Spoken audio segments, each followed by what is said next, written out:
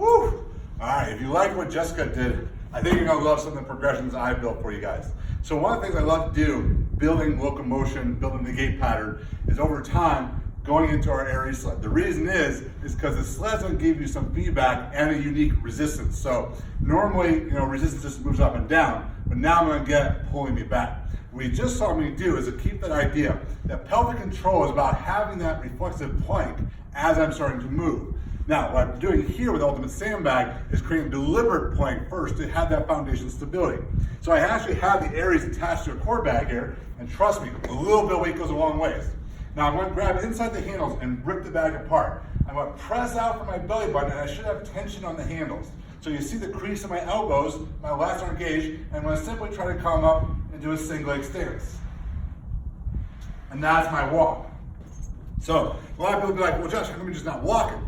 Because you can hide a lot of compensations when you're walking and you get a lot of this pelvic instability. The single leg stance really exposes you.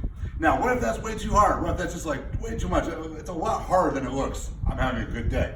I want to just keep the leverage in close, so it's by my belly button, and I can do the same march. Now, the longer I can hold it up, the more challenging it is, and I can really feel those diagonal patterns of all those big muscles giving me that stability as I'm moving. So check out a couple more challenges for you in a second. Go.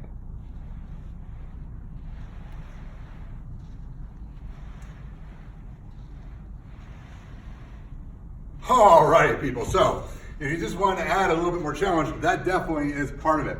Now you may look at that and go, well, that's a lot of weird stuff going on. So let me quickly explain what's happening. So I've taken away the complete hard plank, and I want a more reflexive plank. So using lever bells is awesome because they can produce a similar effect like a bombs up kettlebell, but I don't have to worry about the kettlebell slapping me on the wrist. Plus it's a little bit more unstable, and I can hold here and get a lot of that lat tension. So when I'm coming out with a lever bell, it's very important to understand I'm not doing a chest press. I'm trying to brace, use the lats, create the push from here to create that plank action. Now at the same time, the hard part is the sled's pulling me back.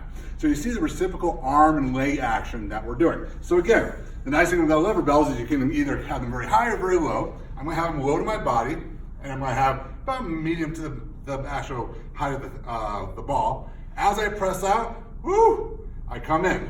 I pull in, press out. Step, I'm pulling in, like so. And you can see, still have a little neuropathy in the right leg, but this is a great rehab / strength exercise for me because it really forces me to make that connection in my damaged side from my spinal surgeries to get that foot, that hip, that core, and that lat all functioning together. Go.